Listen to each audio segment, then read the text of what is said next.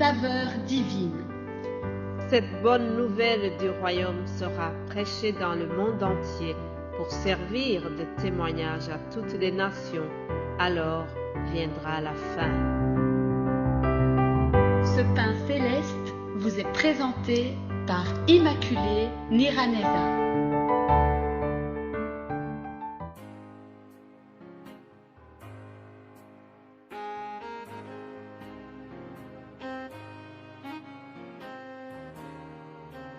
Shalom, shalom mes bien-aimés qui écoutent l'émission Saveur divine. Que la paix de Christ soit avec vous. Bénissons ensemble le Seigneur. Bénissons Jésus-Christ pour son œuvre à la croix. En effet, je l'ai dit et je le répète, la croix de Jésus-Christ, elle est victorieuse. La croix de Jésus, elle est glorieuse. C'est vraiment une œuvre sans pareille que Jésus-Christ a accomplie à la croix. Sachez que le sacrifice de Jésus-Christ à la croix, c'est 2 en 1. Je le répète, le sacrifice de Jésus-Christ à la croix, c'est 2 en 1. Là, je vais vous expliquer après. Lisons le livre des Hébreux. L'Épître aux Hébreux est rempli vraiment de beaucoup de passages qui nous parlent de Jésus-Christ en tant que sacrifice unique. Hébreux chapitre 9 au verset 11, je dis ceci. Mais Christ est venu comme souverain sacrificateur des biens à venir. Il a traversé le tabernacle plus grand et plus parfait qui n'est pas construit de main d'homme, c'est-à-dire qui n'est pas de cette création. Et il est entré une fois pour toutes dans le lieu très saint, non avec le sang des boucs et des veaux, mais avec son propre sang, ayant obtenu une rédemption éternelle. Alléluia. Car si le sang des taureaux et des boucs et la cendre d'une vache répandue sur ceux qui sont souillés sanctifient et procurent la pureté de la chair, combien plus le sang de Christ, qui par l'Esprit éternel s'est offert lui-même sans tache à Dieu, purifiera-t-il votre conscience des œuvres mortes, afin que vous serviez le Dieu vivant. Amen.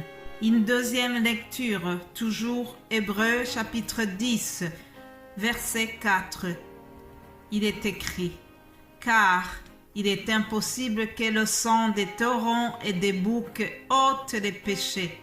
C'est pourquoi Christ, entrant dans le monde, dit, « Tu n'as voulu ni sacrifice ni offrande, mais tu m'as formé un corps. Tu n'as agréé ni holocauste, ni sacrifice pour le péché. » Alors j'ai dit, voici je viens, dans le rouleau du livre, il est question de moi, pour faire, ô Dieu, ta volonté. Après avoir dit d'abord, tu n'as voulu et tu n'as agréé ni sacrifice, ni offrande, ni holocauste, ni sacrifice pour le péché, c'est ce qu'on offre selon la loi. Il en dit ensuite, voici je viens pour faire ta volonté. Il supprime ainsi la première chose pour établir la seconde. Alléluia. Chers amis, sachez que à la croix, Jésus-Christ est devenu souverain sacrificateur comme nous l'avons lu. C'est un souverain sacrificateur parce qu'il est au-dessus des sacrificateurs de l'ancienne alliance. À la croix, il s'est offert une fois pour toutes. Son œuvre à la croix était suffisante. Il ne devait pas le faire une fois. Il est mort une fois pour toutes. Et il ne doit plus mourir pour nous à la croix parce que l'œuvre de la croix a été faite en une seule fois et c'était suffisant. Les sacrifices qu'on donnait dans l'Ancien Testament, il fallait le répéter plusieurs fois il fallait offrir et offrir à chaque fois. Et encore, on nous apprend que ces sacrifices avaient le rôle de couvrir les péchés. Alors que le sacrifice de Jésus à la croix, il a ôté le péché pour de bon. Alléluia. C'est pour cela que lorsque Jean-Baptiste l'aperçoit, il l'a présenté à la foule en disant « Voici l'agneau de Dieu qui ôte le péché du monde. » Alléluia. L'œuvre de Jésus à la croix, c'est 2 en 1. Oui, chers amis, il a été à la fois sacrifice et en même temps sacrificateur.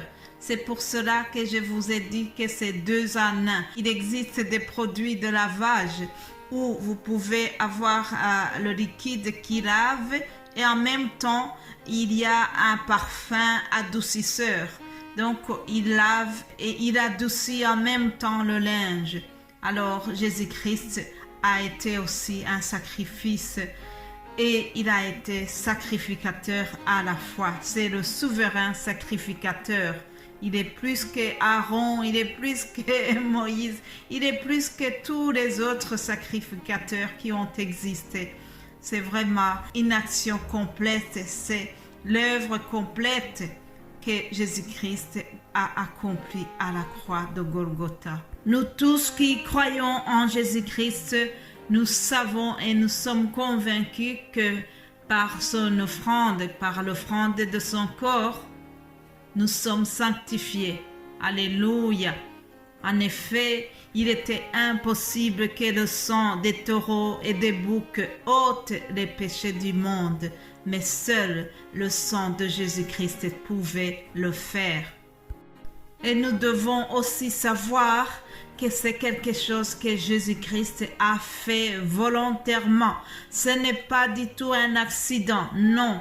Il l'a fait avec beaucoup d'amour, il l'a fait très volontiers. C'est pour cela que nous avons lu cette phrase, ce verset 9 qui dit « Voici, je viens pour faire ta volonté. » Alléluia.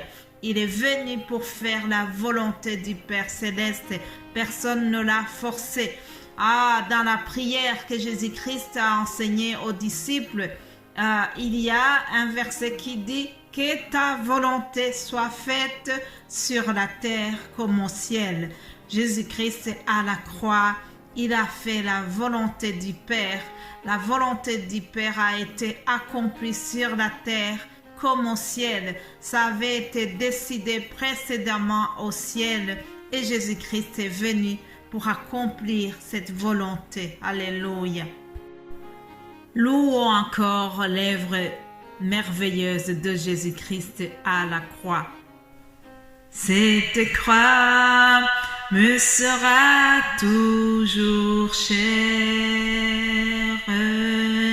et les gloires et victoires pour moi.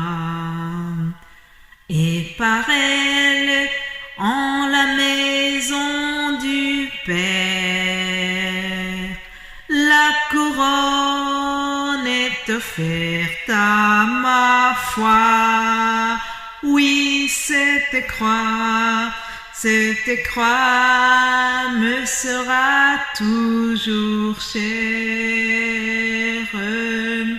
et les gloires et victoires pour moi.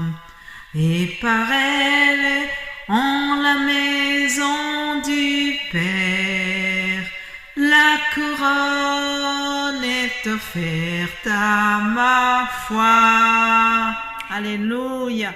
Par une seule offrande, Jésus-Christ a amené à la perfection pour toujours ceux qui sont sanctifiés, ceux qui ont mis sa foi en lui. Alors, chers amis, encore une fois, disons merci, merci Jésus-Christ, merci pour ton amour manifesté à la croix. C'est au nom de Jésus-Christ que je vous ai partagé ce message. Soyez bénis, infiniment bénis. Continuez de rendre grâce pour l'œuvre de Jésus-Christ à la croix et nous allons nous retrouver demain par sa grâce. Amen. Amen.